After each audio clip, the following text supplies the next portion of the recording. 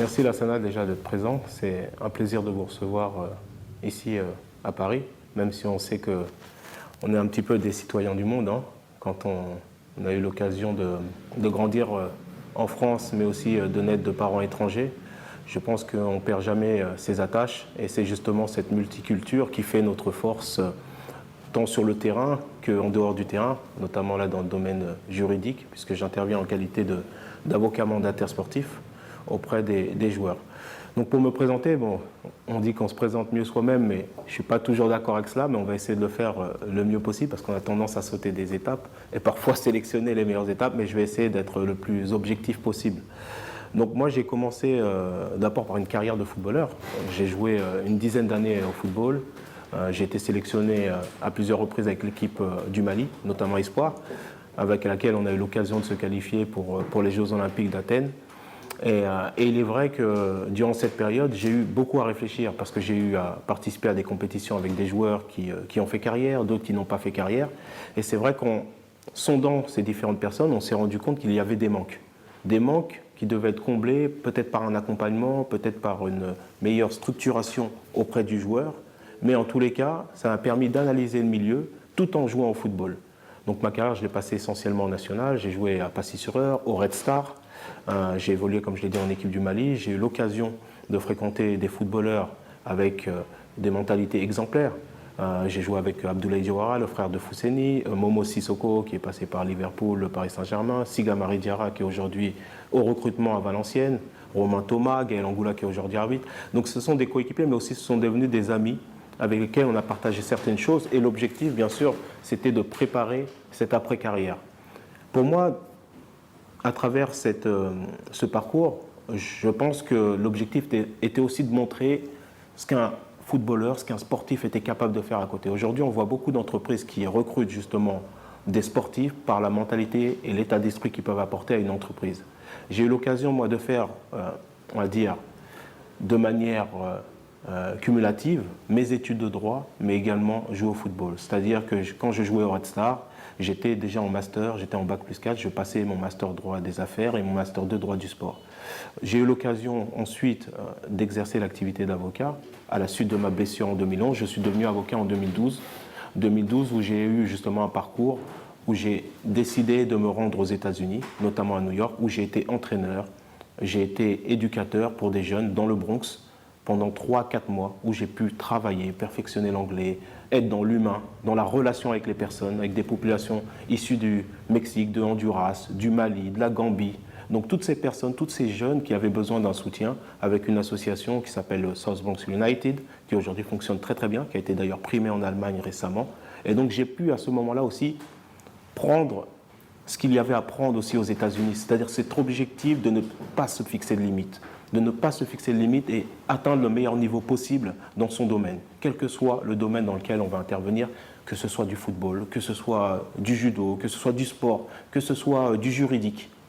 On est dans l'obligation, lorsqu'on prépare quelque chose, lorsqu'on engage quelque chose, d'y arriver, d'y parvenir et de mettre tous les moyens. Et c'est cet état d'esprit, en fait, que j'essaie de mettre en place avec les sportifs qu'on est amené à accompagner. Et le plus dur, bien sûr, c'est souvent de leur expliquer qu'on peut mener de front une carrière de footballeur tout en pensant à sa reconversion. J'ai réussi à le faire grâce à des soutiens, grâce à l'accompagnement de personnes que j'ai pu connaître. Je pense notamment à Sophie Dion, qui est aujourd'hui avocate en droit du sport, mais qui a été conseillère de l'Élysée en matière sportive, qui était avocate du Red Star. Donc j'ai pu mener de front ces deux combats et j'ai pu aussi, comment dirais-je, exercer l'activité d'enseignant au sein de l'université pour transmettre aussi ces choses-là. Parce qu'aujourd'hui, j'interviens en qualité d'enseignant, de chargé d'enseignement à l'université Paris 1, la Sorbonne, mais également à l'université de Lille. Et d'ailleurs, on intervient aussi au niveau du barreau de Paris pour transmettre justement on va dire, les réflexes, les bons réflexes pour pouvoir accompagner des sportifs, pour pouvoir les aider à se structurer, pour pouvoir exercer une activité professionnelle dans un domaine particulier. Bien sûr, il s'agit d'une activité professionnelle, mais aujourd'hui, quand on prend la casquette d'avocat, et d'ailleurs on peut regarder dans nos serments, il y a le terme humanité. Il y a le terme humanité. L'activité professionnelle et le fait de tirer des revenus d'une activité ne peut pas éluder, écarter cette question de l'humanité. C'est pourquoi dans l'accompagnement qu'on a mis en place, on a un accompagnement qui commence aux prémices, au moment où aucune rémunération n'est autorisée pour un avocat mandataire sportif ou un agent sportif, on décide d'accompagner les garçons, avec tous les risques que cela comporte. Une absence de carrière, une blessure, non-conservation par un centre de formation et obligation de soutenir ce garçon. Et c'est un objectif prioritaire qu'on a mis en place et que j'ai décidé de mettre en place avec une équipe, avec toutes les difficultés que cela emporte, mais aussi, on va dire, tout le plaisir, parce qu'on travaille dans un domaine où on se rend utile aux personnes. L'objectif, ce n'était pas forcément d'être déjà le plus grand avocat du monde. L'objectif, c'est déjà de pouvoir servir et de pouvoir faire ce qu'on aime. C'est très important. Je pense qu'il faut partir des prémices et du départ. Je me suis inscrit en faculté de droit par hasard, déjà. Je me suis inscrit en pensant m'inscrire en sciences éco et gestion. Et c'est vrai qu'à la rentrée, en allant au premier cours, je me suis rendu compte que j'étais en histoire du droit. Et j'ai tout de suite apprécié la matière et j'ai continué les études. Et j'étais à l'époque en 19 ans nationaux et j'ai évolué, je jouais contre les Gourcuff, tous ces joueurs-là de la génération 84. Et lorsque j'ai poursuivi mes études, progressivement, notamment quand j'ai rencontré Sophie Dion, je me suis rendu compte justement qu'il existait une possibilité d'intervenir dans le droit du sport et plus précisément dans le droit du football. Et c'est à ce moment-là justement que je me suis orienté en discutant avec ma compagne, en discutant autour de moi, vers cette activité d'avocat et notamment le mandataire sportif qui a été créé en 2011. Alors le passage, la reconversion, j'ai envie de dire, elle commence dès le départ, puisque dès qu'on se lance vers l'activité de footballeur, quand on rentre dans un centre de formation, on prépare déjà le baccalauréat. Donc on est déjà dans la reconversion. C'est ce qu'on explique d'ailleurs aux footballeurs. Quand on leur parle de reconversion, on ne parle pas uniquement pendant la carrière de se préparer à l'après-carrière, mais l'après-carrière se prépare déjà en amont avec l'obtention du baccalauréat qui est une sorte de passeport. Et si ce n'est pas baccalauréat, ce sera peut-être une formation particulière qui permet, après la carrière, de s'orienter assez rapidement. Donc cette reconversion, en réalité, elle s'est construite en même temps, au même moment que cette carrière de footballeur. C'est-à-dire que je ne faisais pas forcément les parties de poker, j'étais avec mes bouquins de droit et je me rappelle justement, la veille de l'examen d'avocat, je revenais d'un déplacement à Bastia et j'étais dans l'avion et je passais mon premier examen pour entrer à l'école d'avocat. Et pour moi, c'était un objectif parce que aussi j'ai été éduqué comme cela, parce que nos parents sont arrivés d'Afrique, ils sont arrivés avec un état d'esprit de vouloir nourrir leur famille, de pouvoir permettre à leur famille d'avoir une situation meilleure que ce qu'ils ont pu avoir, de pouvoir aider aussi nos familles qui sont encore au Mali, qui sont encore présentes sur le territoire, parce qu'on peut aussi préciser ce point que la diaspora aide énormément la famille sur les territoires africains, et c'est un élément qui est très important pour nous. À partir du moment où on a été éduqué justement dans cette perspective, la reconversion, elle est obligatoire. La réussite, elle est obligatoire. On n'est pas favorable à une diversité aumône. On est dans une diversité mérite. On est dans un objectif d'aller chercher les choses et d'avoir ce qu'on mérite. Et en réalité, cette reconversion, elle a commencé bien avant, puisque la reconversion, elle commence en amont, elle commence en même temps que la carrière. C'est ça qui est difficile, parce qu'on a énormément de choses qui peuvent nous perturber, les amis, les sorties, etc. Et ce n'est pas évident, justement. Et aujourd'hui, je pense que les sportifs ont un réel mérite. Parce qu'on se prive d'une jeunesse, on se prive d'énormément de choses. Il y a énormément de sacrifices avant de devenir footballeur professionnel. Et malheureusement, c'est vrai que les médias aujourd'hui parlent beaucoup de salaires, de transferts. Et à un moment donné, notre rôle, c'est aussi de remettre en avant ces choses-là. Mon objectif était celui-là. Il n'était pas personnel, mais il est aussi collectif. L'objectif de dire qu'un sportif, un footballeur, se doit justement de mettre en avant les sacrifices qui ont pu être faits durant la carrière. Et on ne peut pas mettre en avant que la partie qui peut concerner les aspects financiers, les aspects contractuels, les transferts, etc. Déjà, la première chose, c'est vrai qu'on a très souvent des binationaux qui nous sollicitent. Et ce n'est pas un choix, on a aussi des joueurs, comment on dirait, français de souche, mais généralement, on a des binationaux qui nous sollicitent parce que, pas parce qu'il y a une origine, mais parce que, pas parce qu'il y a une origine ethnique ou autre, mais parce qu'il y a une origine peut-être de quartier, de milieu social en réalité. Et donc c'est ce qui nous pousse à avoir une diversité à travers les garçons qu'on peut accompagner. Mais lorsqu'on les rencontre, la première chose, c'est de leur dire la vérité. Sur 100 personnes qui vont intégrer un centre de formation, peut-être 2 ou 3 seront professionnels. C'est la réalité. Et c'est vraiment une priorité déjà de ne pas leur mentir. La deuxième chose, c'est quand on engage une voie, on s'engage dans une voie, on est dans un objectif de réussite. Donc la deuxième chose que je leur fais comprendre à ces joueurs-là et ces familles, c'est qu'on ne veut pas être deuxième, on ne veut pas être troisième, on veut être numéro 1. Et c'est un état d'esprit. La troisième chose, évidemment, c'est que si l'accompagnement, le mode d'accompagnement, avec un accompagnement aussi mental, Parce qu'on parle, oui, de droit, de juridique, de contrat, de toutes ces choses-là, mais pour le footballeur, à 90%, ça se joue au mental.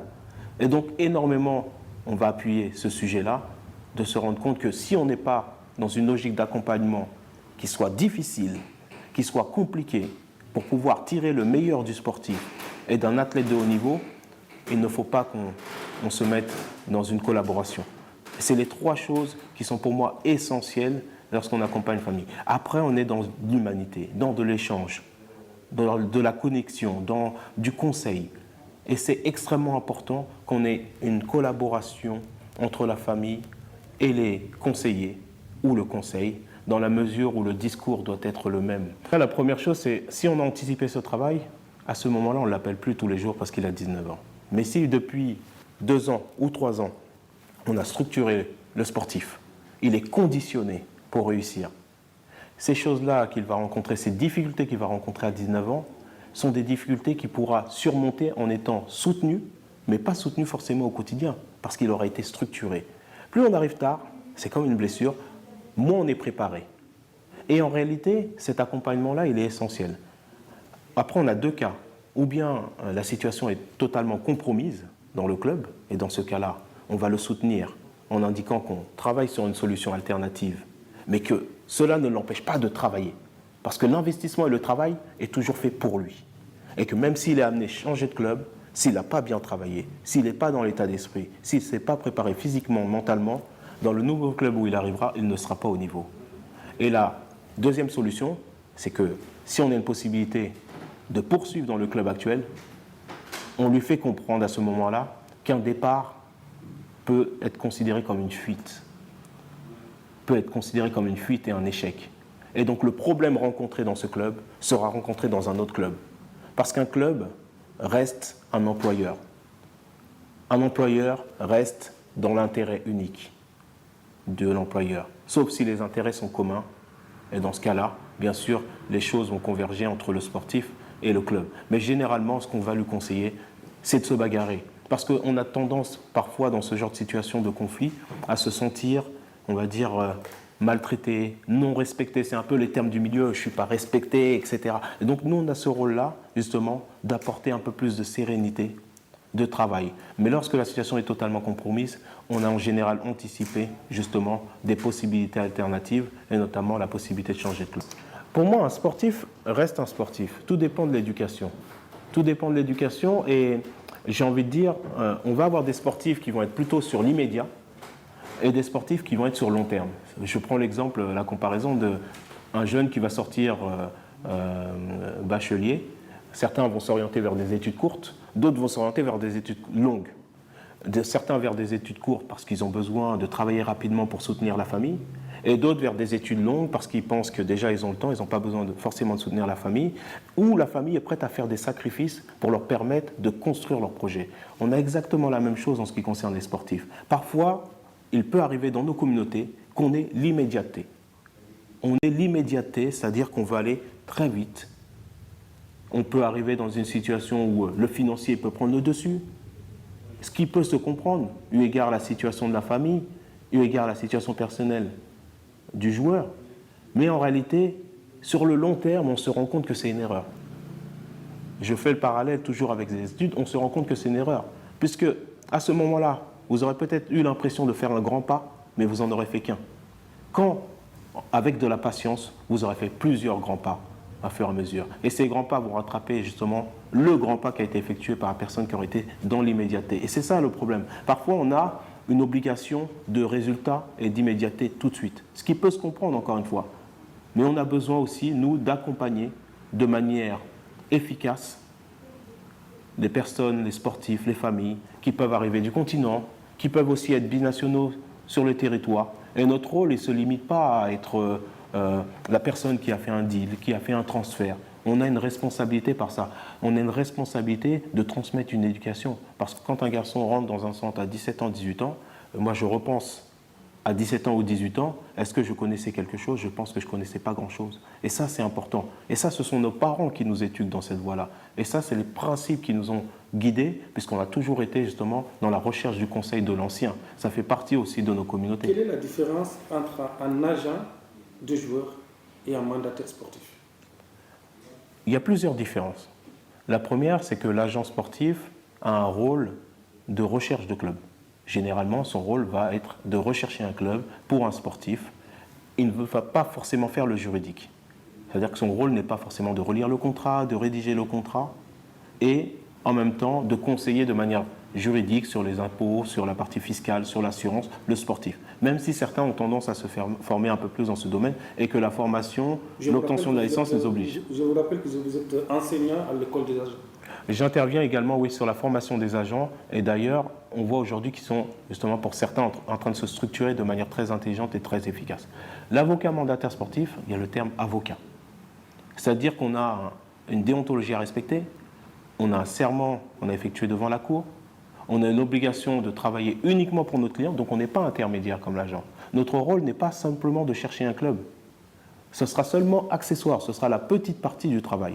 La plus grande partie du travail sera l'anticipation, les contrats, la négociation, un réseau également qu'on a pu construire. Si on a été footballeur, comme mon cas, ou d'autres personnes dans d'autres disciplines qui ont été dans le basket ou autre, on a une possibilité aussi de mettre à disposition notre réseau. Mais ce qu'il y a aussi d'important, c'est qu'on dépend de l'ordre, c'est-à-dire de l'ordre des avocats, et donc on a une responsabilité vis-à-vis de l'ordre en fonction de ce qu'on va effectuer pour un sportif. Mais en réalité, quand on avance avec le temps, on voit que les deux fonctions se rapprochent. Il ne faut pas oublier que l'activité d'agent sportif a été créée par des avocats aux États-Unis. On a tendance à l'oublier, et c'est un élément qui est extrêmement important pour revenir justement sur la comparaison entre l'avocat mandataire sportif et l'agent sportif. Aujourd'hui, des collaborations sont possibles entre avocats et agents sportifs. Des collaborations sont possibles aussi entre avocats mandataires sportifs eux-mêmes.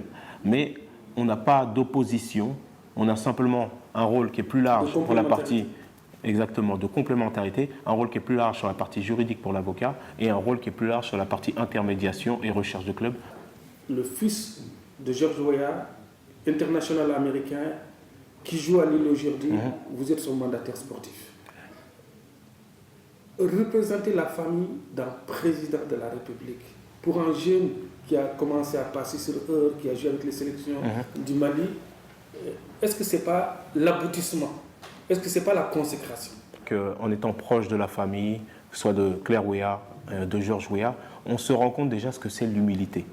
Parce que quand on rencontre ces personnes pour la première fois et qu'on voit la simplicité, malgré la notoriété, la réussite, le ballon d'or, parfois je regarde les sportifs aujourd'hui, pas ceux qu'on va forcément accompagner, mais les sportifs de manière générale, de manière naturelle, ces personnes sont déjà, on va dire, sur une autre planète. Quand on voit ces personnes qui sont terre à terre, je vous laisse imaginer justement comment nous aussi on peut faire preuve d'humilité et rester calme, serein, être proche des personnes qu'on a toujours fréquentées. Et donc c'est un élément qui est très important. La deuxième chose, c'est vrai que on a des sportifs comme Timothy qui sont aussi dans une situation qui est particulière, puisqu'on regarde toujours son père. Et donc notre rôle, c'est aussi là de le pousser à construire sa propre carrière. Et l'important, c'est quand on a un joueur intelligent et une famille intelligente, les choses, elles se font tout naturellement. C'est-à-dire qu'on n'a pas George Weah qui est toujours derrière son fils, savoir qu'est-ce qui va se passer, comment il va se passer, comment il va jouer. Et je me rappellerai toujours d'une chose qu'il avait dit à Timothy, quand il commençait tout juste à pointer le bout de son nez au Paris Saint-Germain. Il avait entendu une discussion entre Timothy, Claire Weah et moi-même, et c'était juste après son investiture. Et il avait entendu la discussion sur un prêt, est-ce que Timothy devait être prêté, est-ce qu'il devait s'entraîner en professionnel, etc. Et il avait dit une phrase très très importante. Ça montre encore l'humilité et la détermination et pourquoi il a réussi à être ballon d'or, à devenir président. Il a dit ça ne se demande pas. L'entraînement chez les pros, ça ne se demande pas, ça se prend. Et donc cet état d'esprit aujourd'hui, quand on le voit, quand on le transfère, quand on l'entend d'une personne comme ça, bien sûr, on fait passer cette information-là, on fait passer ces messages-là. C'est aussi une façon pour nous d'apprendre des choses, de transmettre encore plus.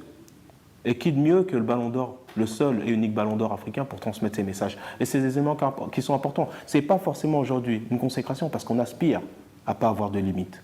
Mais c'est vrai que c'est un exemple à une personne qui transmet des valeurs, qui transmet des principes, et qui gardent cette humilité. De manière générale, pour le sport, et plus particulièrement pour le football, c'est vrai qu'on est récemment sur l'organisation d'une conférence, justement, comment l'Afrique peut devenir le prochain champion en sport business.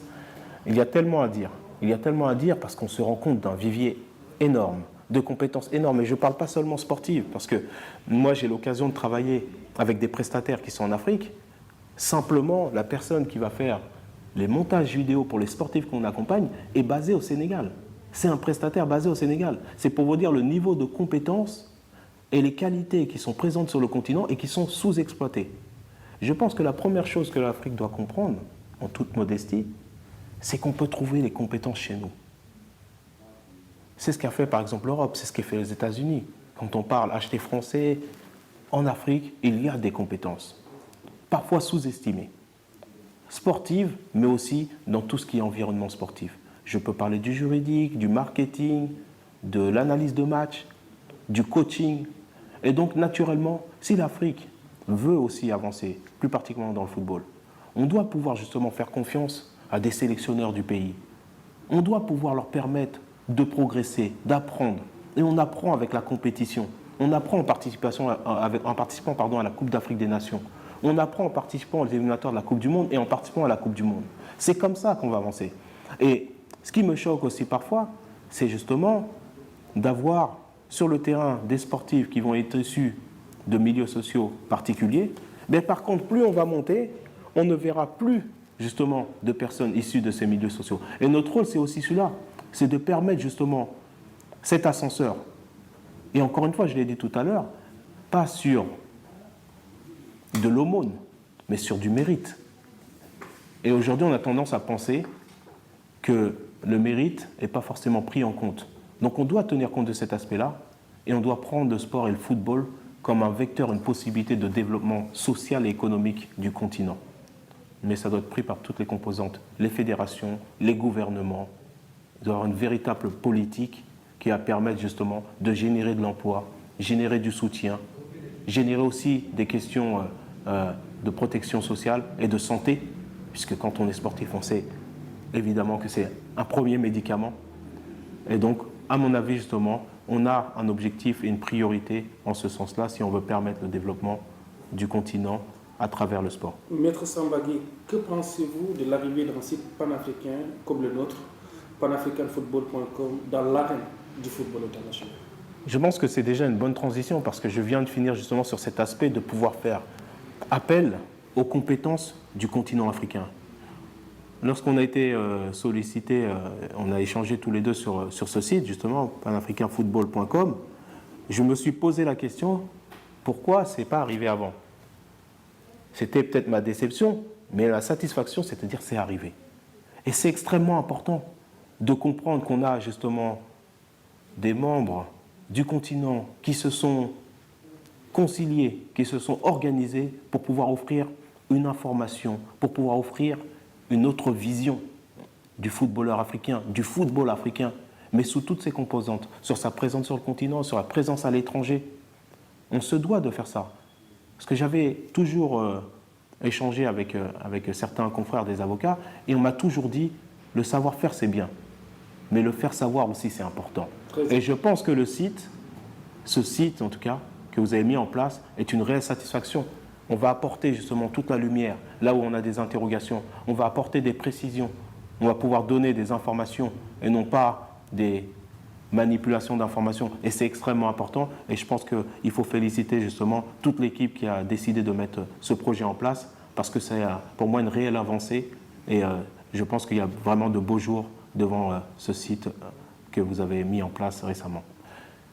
Moi j'ai envie de dire, j'ai commencé par ça, on est des citoyens du monde, et quand on a cette origine aussi de notre continent, c'est une origine qu'on ne peut pas oublier. Et je pense que partout où on peut aller, partout où on peut se rendre, dans toute activité qu'on peut exercer, on doit conserver justement cette identité. Ce côté multiculturel, cette force qu'on a, c'est une chose qu'on doit mettre en avant. J'avais eu à l'époque à solliciter beaucoup de cabinets d'avocats quand j'ai eu mon examen. Je me rappelle avoir sollicité une centaine de cabinets d'avocats et je crois que j'avais eu 5 réponses et 5 réponses négatives. Très rapidement, j'avais pensé que mon CV, qui mettait en avant certains éléments, on va dire, certaines expériences n'étaient pas satisfaisantes. Et j'ai décidé à ce moment-là de mettre en avant ma connaissance des langues. Donc, généralement, on va mettre bilingue, français-anglais. Et j'étais trilingue, français-anglais, soninké. Et pour moi, je l'ai vu comme une réelle satisfaction. Et je l'ai vu comme quelque chose d'apprécié. Alors, il m'arrive quelquefois, aujourd'hui, de faire des entretiens avec des clients en soninké. Pour moi, c'est extrêmement important que de garder cette identité, de garder cette richesse. C'est ce qui fait notre force. C'est ce qui fait qu'on est différent. C'est ce qui fait qu'on devient un petit peu un caméléon qui est capable de s'adapter en tout territoire, que soit capable de s'adapter en parlant avec des confrères, en parlant avec des familles qui sont originaires du même pays que nos parents, en parlant également avec des personnes qui sont originaires d'autres continents. Parce qu'aujourd'hui, le marché il est devenu international et on se doit justement de pouvoir dans une capacité d'adaptation. Et notre origine, à la fois des quartiers, à la fois de l'Afrique, à la fois l'éducation qu'on a pu recevoir à travers l'université, l'éducation française fait de nous justement des personnes qui sont riches. Et la richesse, elle est d'abord basée là-dessus. Et j'ai envie de dire que cet élément, il est extrêmement important pour nos communautés, pour toutes les personnes issues justement de ces milieux sociaux, de comprendre que cet objectif qu'on se fixe d'aller le plus haut possible, il doit être basé justement sur cette richesse première qu'il ne faut pas abandonner.